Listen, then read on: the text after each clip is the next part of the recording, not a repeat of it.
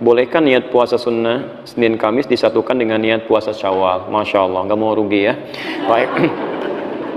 Saya lakukan satu kaidahnya. Ada ulama yang membolehkan menyatukan, ada yang membolehkan silahkan disatukan dalam satu bagian. Tapi juga ada yang memisahkan karena satu niat untuk satu amalan. Tapi ingat, ketika Anda berpindah pada amalan yang lebih tinggi, maka amalan rendah itu akan ikut pahalanya. Misal, amalan rendah ke yang lebih tinggi, misal amalan rendah itu kalau setiap saat bisa dilakukan, misal Senin Kamis, setiap Senin dengan Kamis. Begitu Anda puasa Senin Kamis, Anda mendapati puasa Syawal misalnya.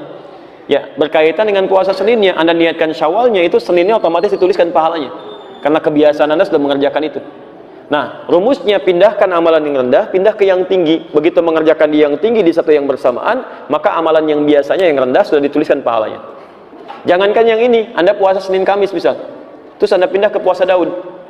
Puasa Daud.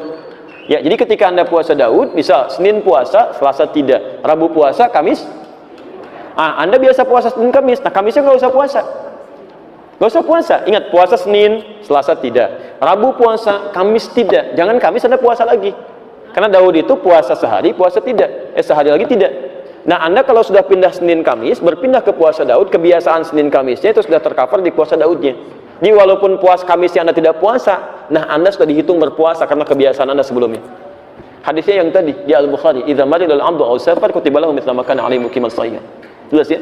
Di Anda nggak usah menyatukan dua niat bersamaan. Kalau ibu sudah terbiasa puasa sunnah Senin Kamis, kemudian puasa Syawal di hari itu puasanya diberikan seketika. Yang paling hebat, Anda biasa puasa Ayyamul Bid, puasa Senin Kamis, tiba-tiba puasa Syawalnya Anda kerjakan di hari itu. Hari Senin, pada hari itu ada puasa biasa Anda Senin, ada Ayyamul Bidnya, kemudian Anda puasa Syawalnya. Itu 3 puasa pahala dituliskan seketika. Sebentar untuk akhwat. Selesai Ramadan, kemudian masih memiliki utang puasa. Mana yang didahulukan? Qadha atau kemudian sunnah? Nah, di sini ada 2 pendapat ulama. Yang pertama mengatakan dahulukan dulu qadhanya. Karena itu statusnya wajib hutang dengan prinsip tadi. Baik, jadi utang itu harus dilunasi, dibayar, dahulukan dulu qadha baru kemudian sunnah. Tapi ada ulama juga yang memberikan pandangan yang kedua.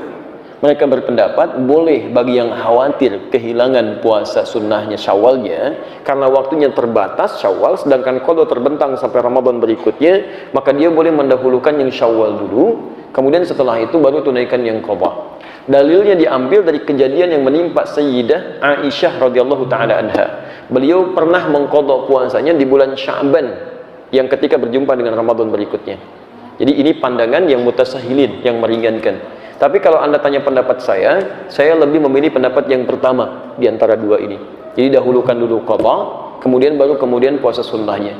Insya Allah di sini pahala pun Allah berikan ya kepada orang yang berniat untuk mengerjakan satu amalan, tapi karena ada yang lebih prioritas, maka ini pun akan dinilai sebagai pahala kebaikan.